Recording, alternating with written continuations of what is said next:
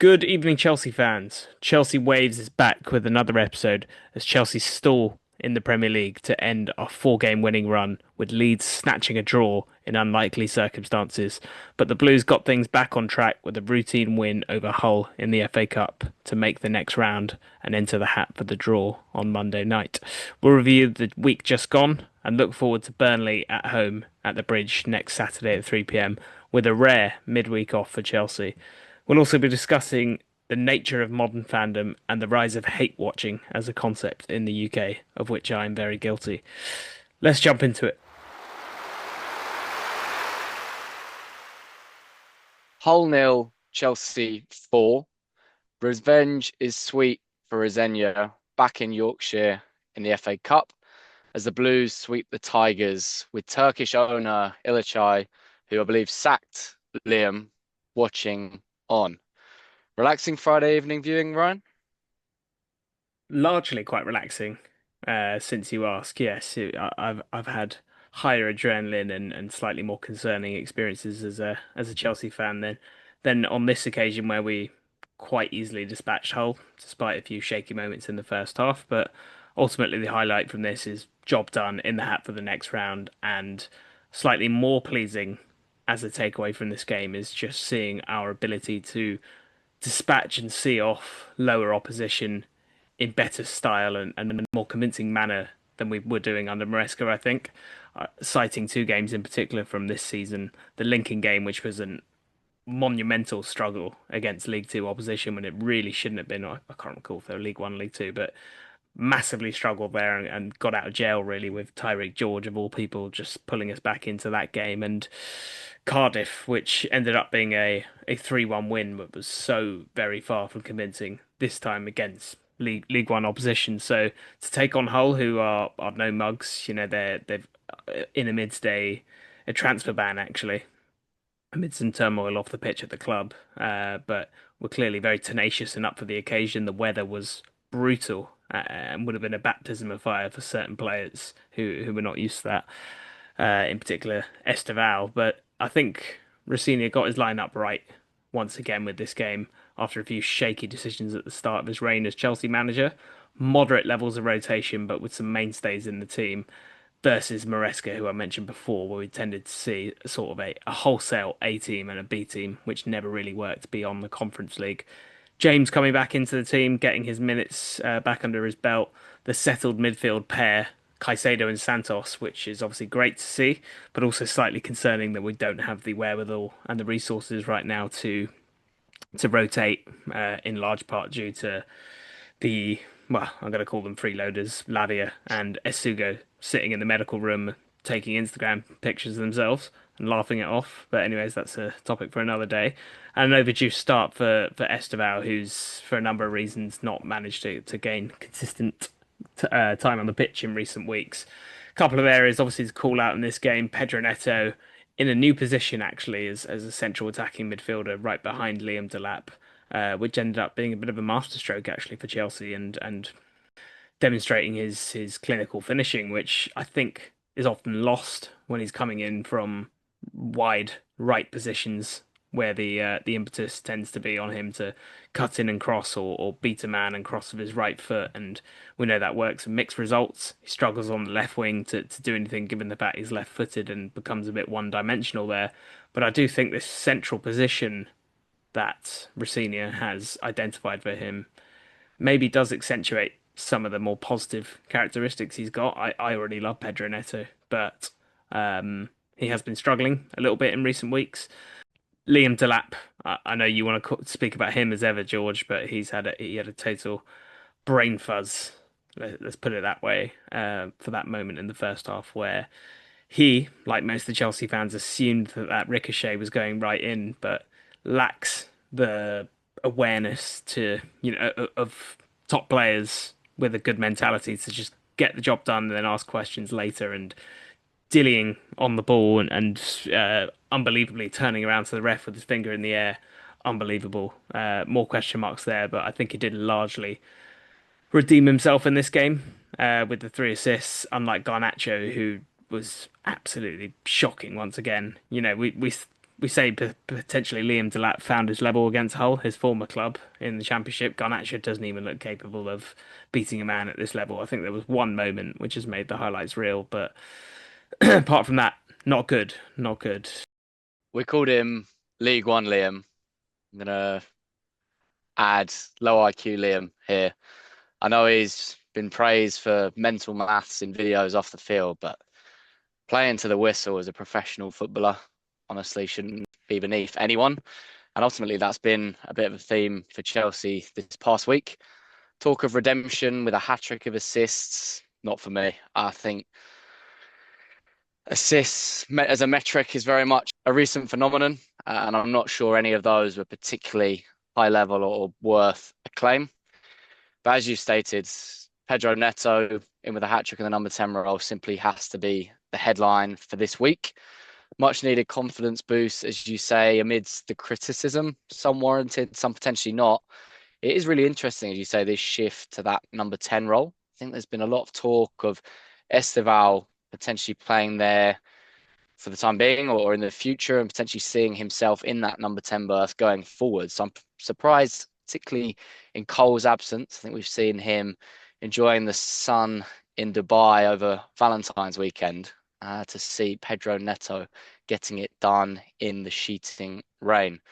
One other call out, again, gracing my timeline, was Mamadou Sarr in that centre back role. So I think you see Chelsea fans purring. He very much looks the part.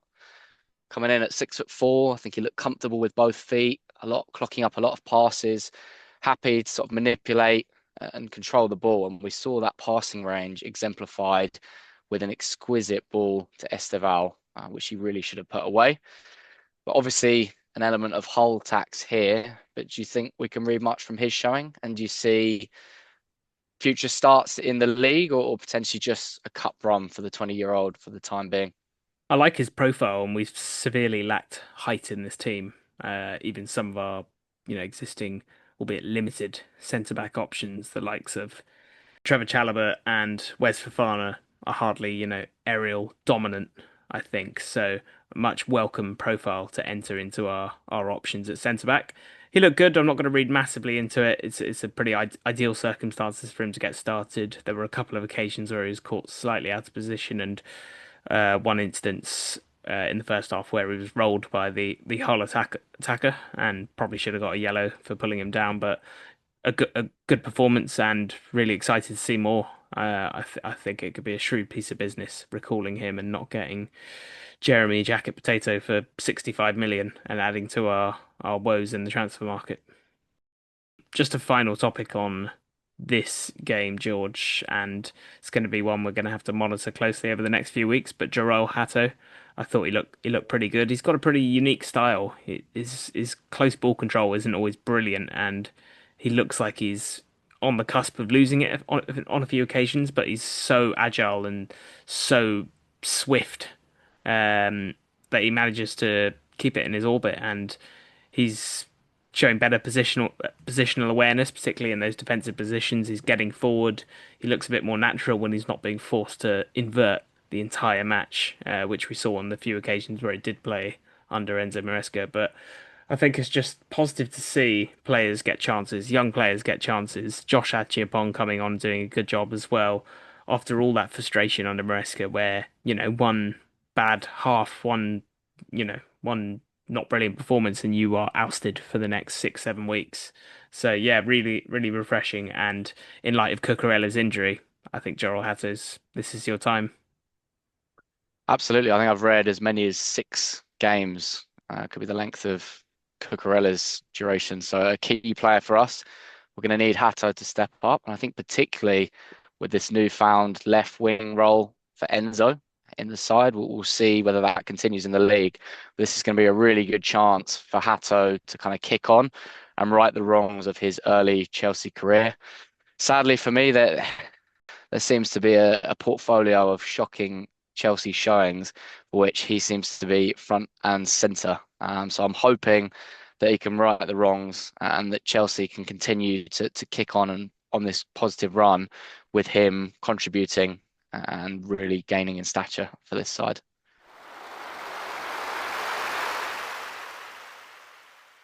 Chelsea 2, Leeds United 2.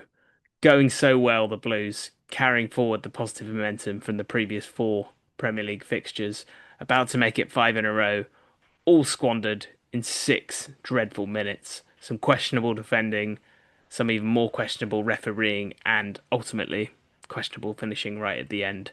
Talk us through this one, George. Absolutely gutted, but I think my overriding emotion is that of encouragement. My mate and I were buzzing when the lineup dropped. I have to say, I think we saw Cole, João, and Esteval starting for just the second time. The first time being that fateful trip to Old Trafford, where ultimately the trio it was broken up after Sanchez's red just 5 minutes in. And despite a slowish start, the pre-match promise very much came to fruition. I thought some of the combination play through the middle of the pitch was so fluid, epitomised by Palmer sliding in Pedro for the crispiest of chip finishes. But I have to say, it was Andre Santos. You called him out for praise the previous week. I think he went up yet another level. It was him instigating everything. I thought some of his first time passing through the lines was the theme of particularly that first half, but just the game. And it's exactly what is required to break down a back five, a low block, whatever you want to call it. I mean, this is a competent lead side, few losses in the past kind of couple of months. And we were in cruise control, particularly after Pedro won yet another cheap penalty akin to those at Molineux, cruising until Caicedo ridiculously followed suit. I mean, there's been talk around whether there was contact or not. The challenge was totally needless and gave Leeds a lifeline. And I have to say, in all too familiar fashion, the charity continued. I mean, that defending was absolutely shocking. Schoolboy from insert any of the above, Chalabar, Josh, Sanchez, Gusto even.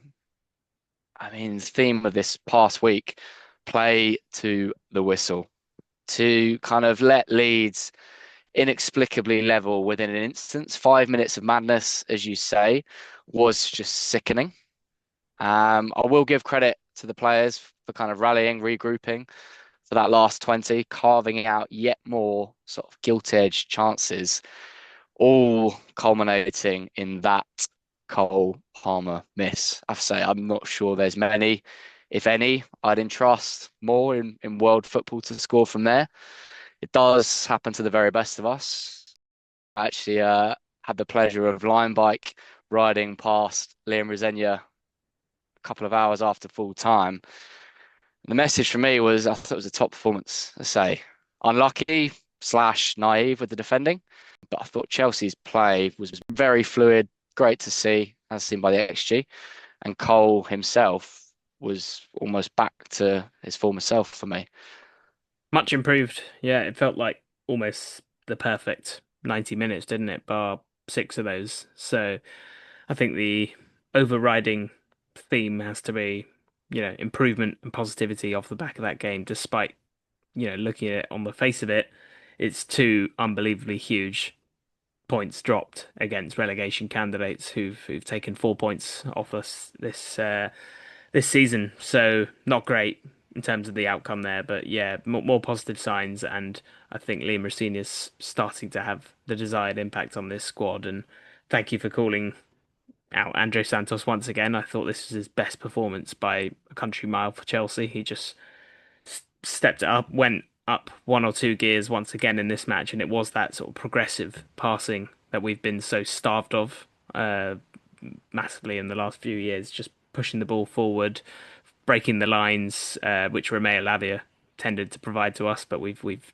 dearly missed in his absence. And I think he's a rare gem and sort of successful case study for Blueco recruitment. Signed back in 2023, I think it was 22 actually, in January from Vasco da Gama for 12 million.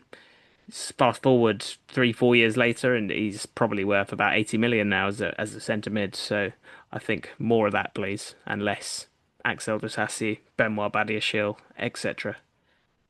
Absolutely. I think the Maresca stands or apologists even seem to be adamant consistently that the shortcomings of this Chelsea side against low blocks, back fives, resolute defenses, whatever you want to call it, was ultimately down to not having elite 1v1 wingers. The only way to kind of break down these sides is to spray the ball wide and have exquisite wing play.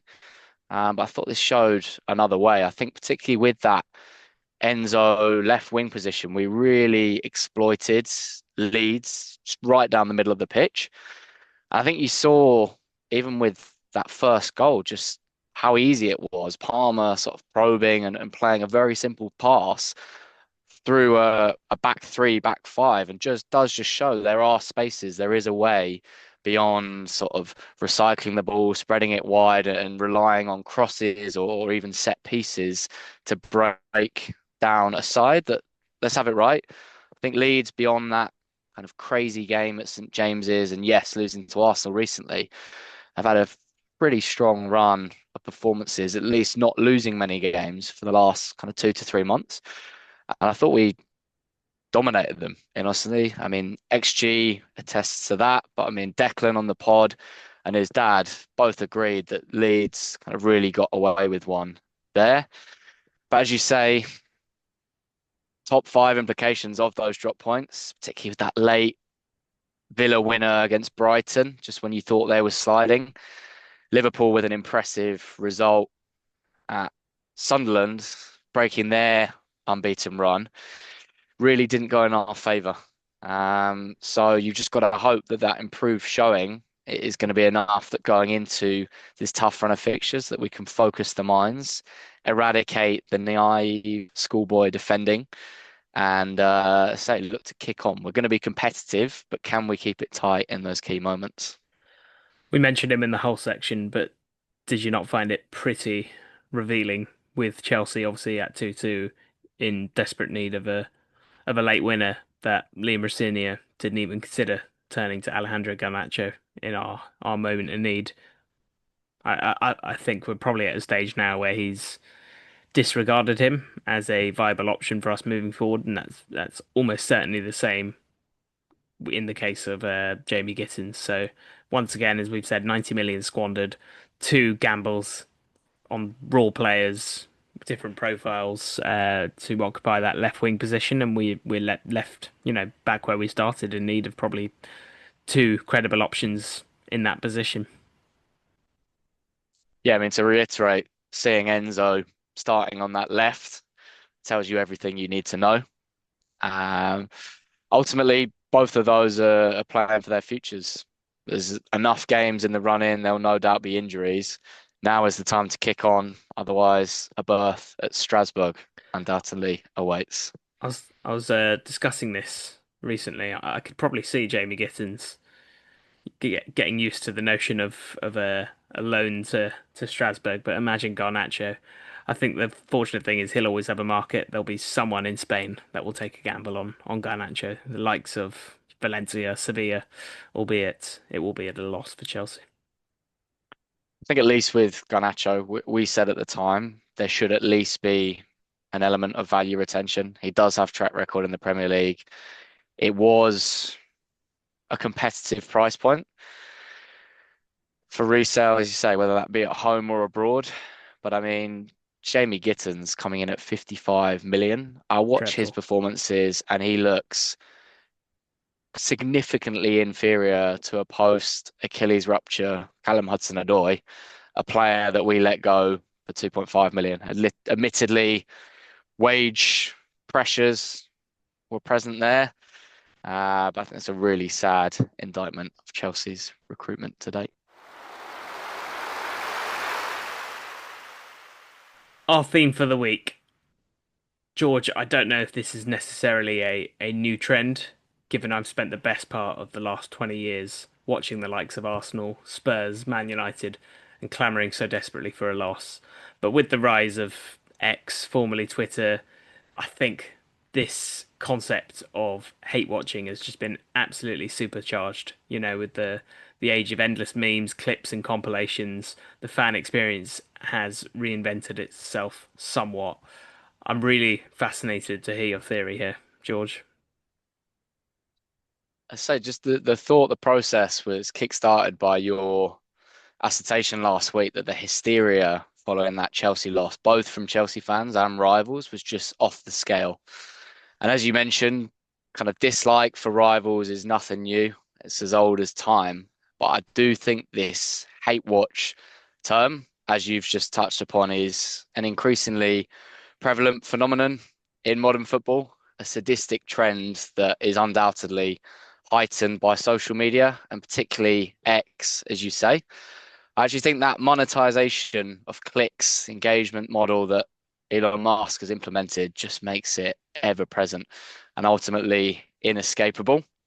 And I also think, in the context of kind of our echo chamber, our bubble as Chelsea fans, obviously algorithms tailored to ourselves and our clicks, here and now is the time, that the perfect storm from a Chelsea perspective.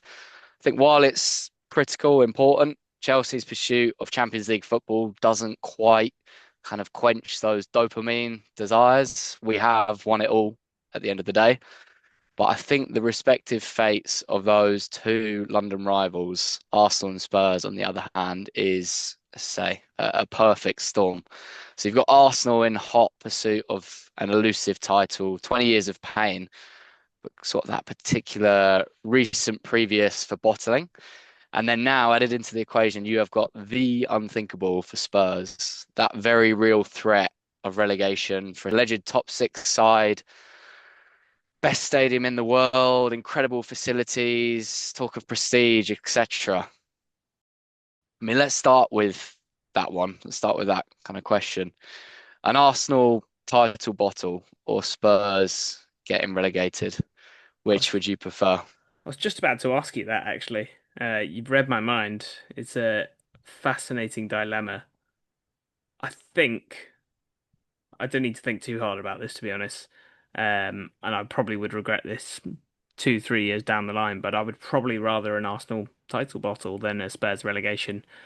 In a weird way, I'd probably miss having Spurs in the Premier League. Someone, another close London rival, a team that despises us. A huge game for Chelsea and one we tend to win.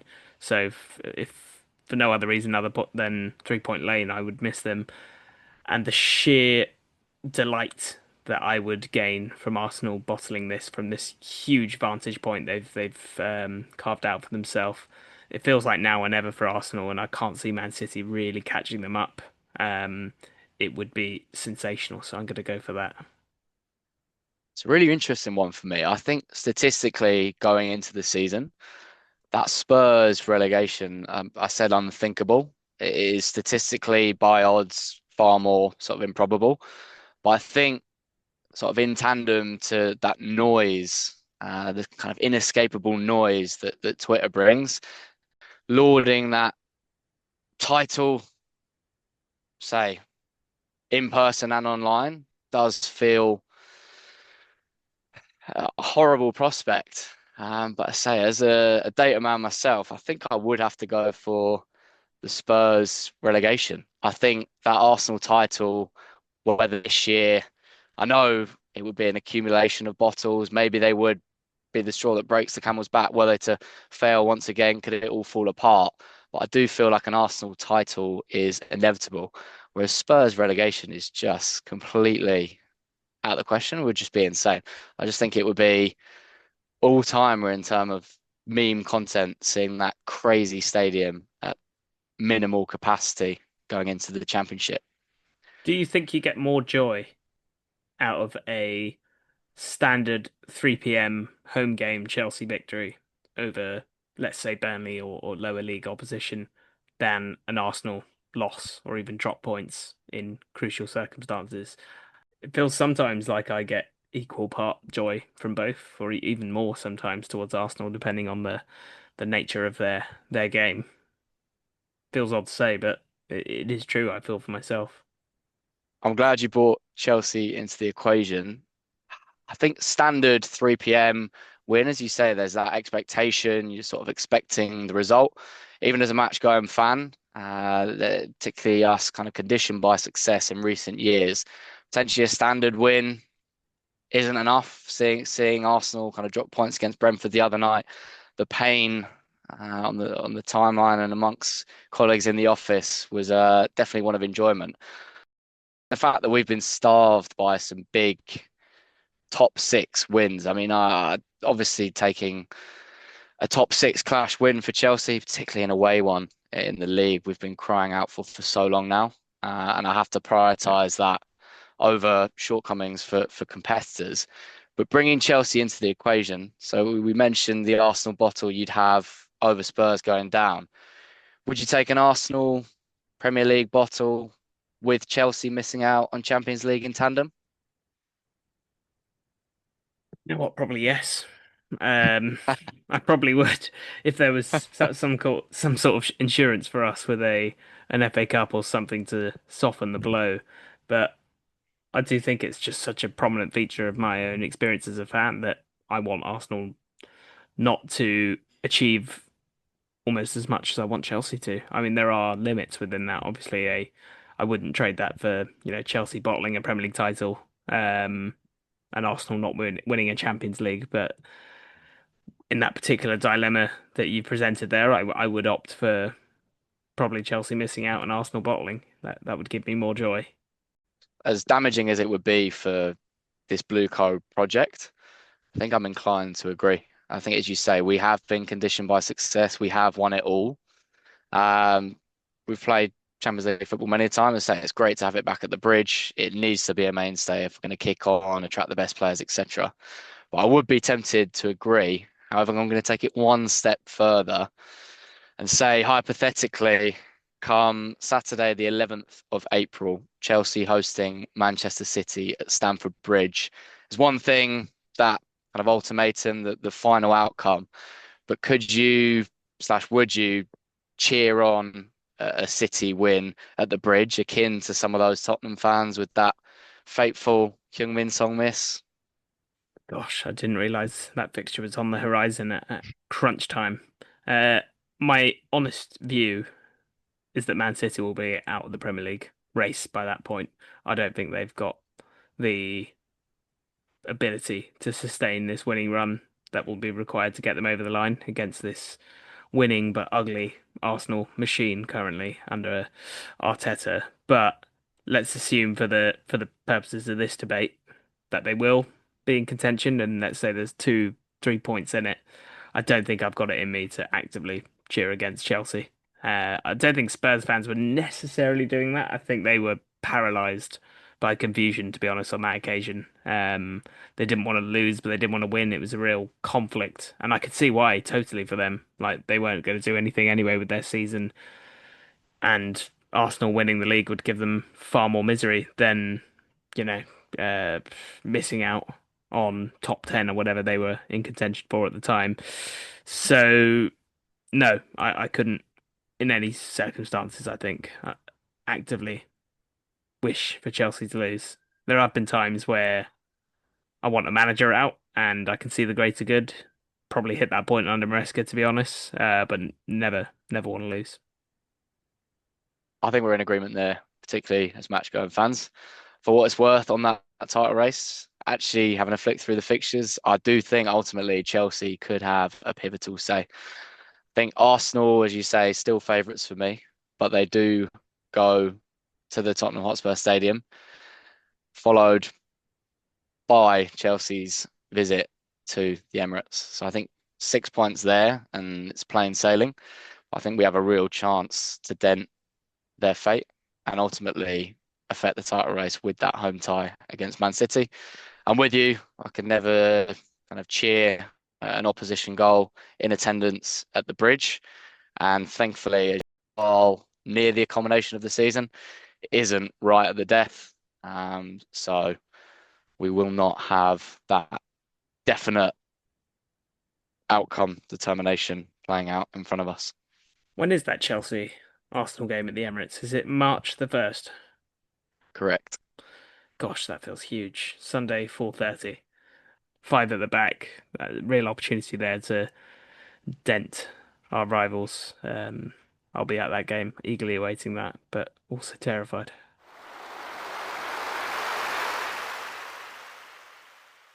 Time now for the opposition view. Up next for the Blues is Burnley at the Bridge, 3 p.m. Saturday. To preview this one, we've got DJ and Claret, Charly Leake. Welcome to the show, mate. Oh, thanks for having me on. Thanks for having me on. It's a pleasure. Cheers for being here. Let's jump straight into it. So it's been some week for Burnley. A phenomenal first half fight back at Selhurst Park against all odds, juxtaposed by that exit to Mansfield in the Cup. How are we feeling as a Burnley fan? I think still reeling. Good job. Valentine's Day was an okay day because that result really did hurt. I just couldn't see us really. Well, when we were 1-0 up, couldn't see us losing. But I think one of my pet hates as a Burnley fan is when you see 9 changes to a team sheet before a cup run. Especially in our position, maybe a bit negative, but I think we can say the season's over, and a cup run might be the spark that we needed. But that one really hurt. That's probably the worst result of the season, and it's the second time we've gone out to a League One side in the cup. So it just really, I think that's the one that's tipped me over the edge properly. Lamenting wholesale changes has been a consistent theme for us Chelsea fans in recent weeks and months. But also interesting, as you say, relegation or survival hopes all but a flicker now. So mathematically, you are alive. That result against Crystal Palace did keep you just about in contention, but I believe it's 9 points off Forest. Is that as good as done for you? Yeah. I mean, I've been there for quite a while, and I think other Burnley fans have been as well. Even that Palace game, it was kind of like we were good for 15, 20 minutes. And you chuck in an own goal in there, and then we were kind of reverted back to type against a team who were struggling. I mean, it was a good win. But the teams around us are picking up points, even if they're struggling. West Ham are, coming into a bit of form. Brighton, I just seem too good to go down.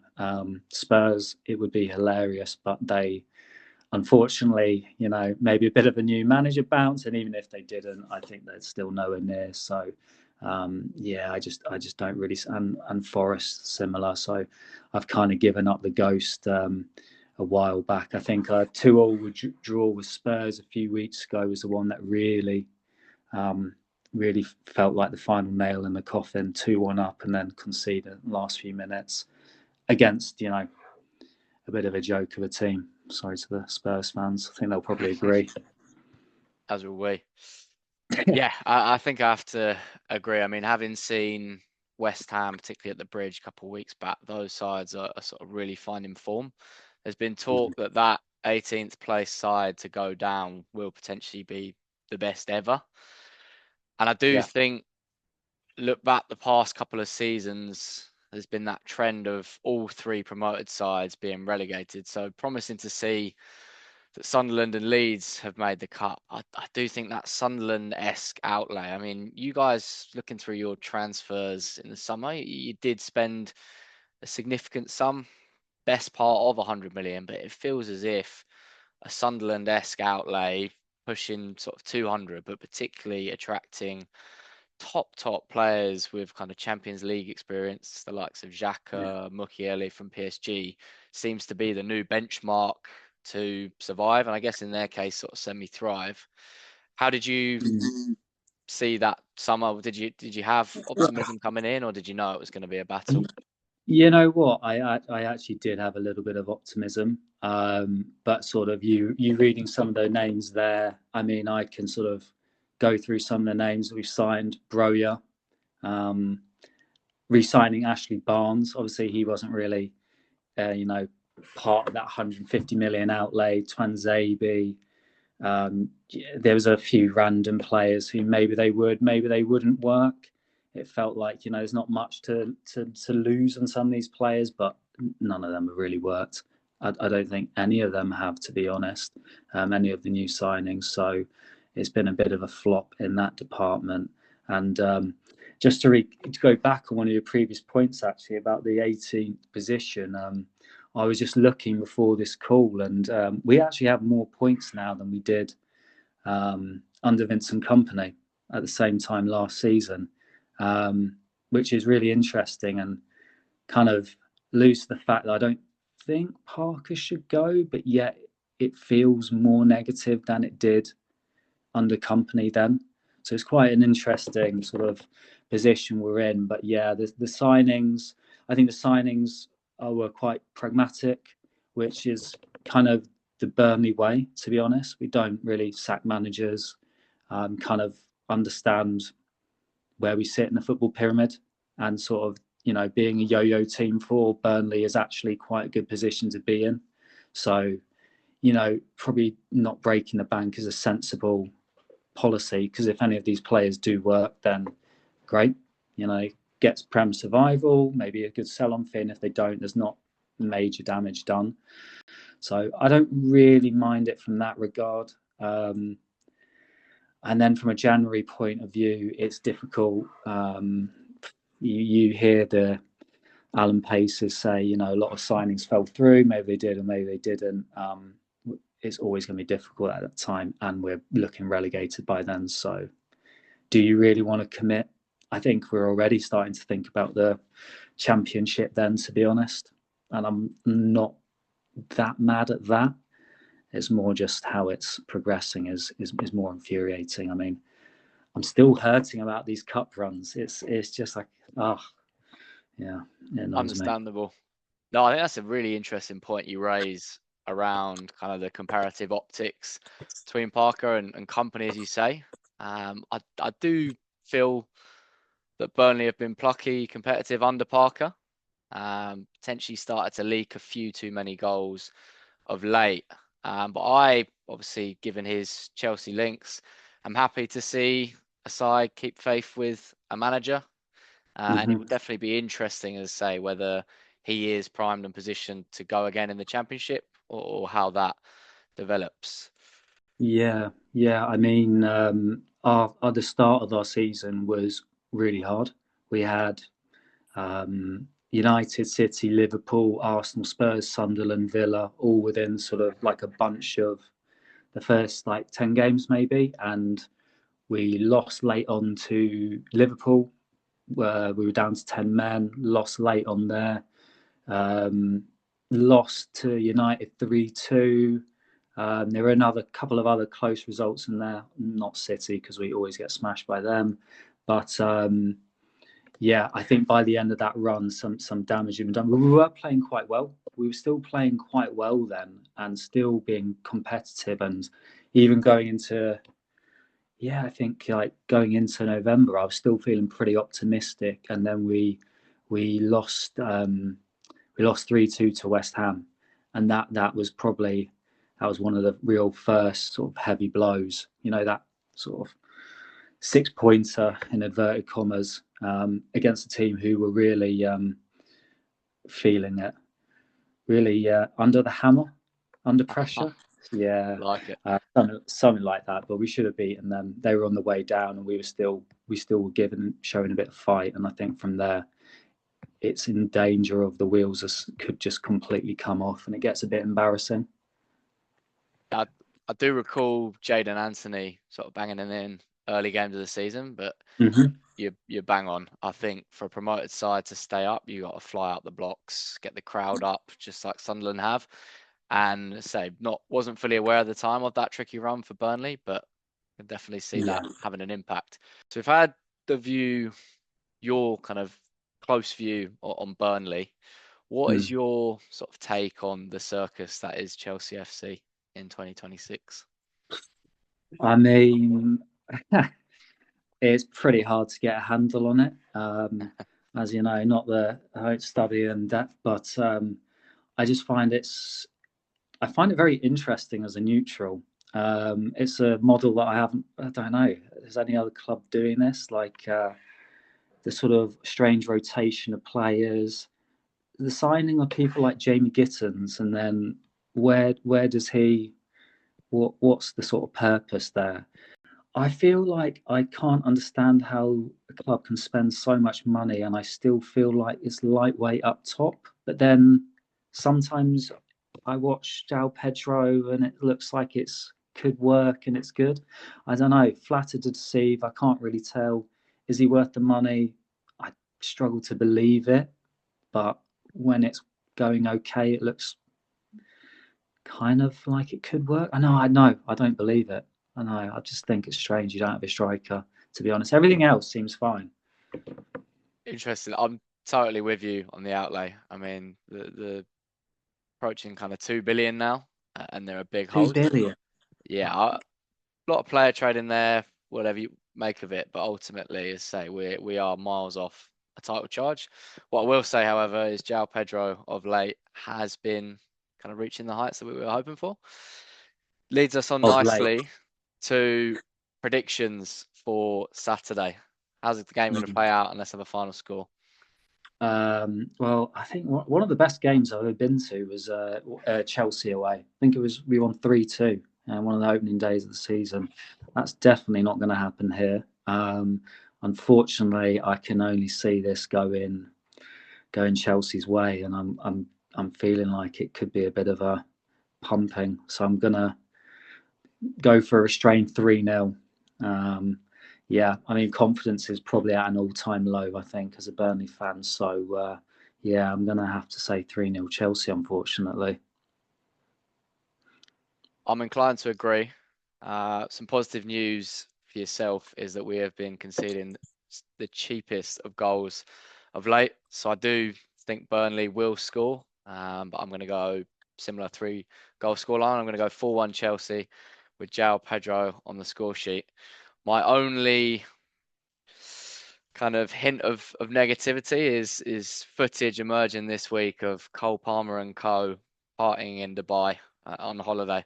So I have to say the optics of that, should we fail to win, could come back to bite us. Was Kyle Walker there? I'm sure he was in some capacity. Thanks a lot, mate. Really appreciate no problem. No problem. Enjoy the game on Saturday, but hopefully not too much. I'll try. And I wish you and Scotty Parker all the best for upcoming games. Cheers, mate.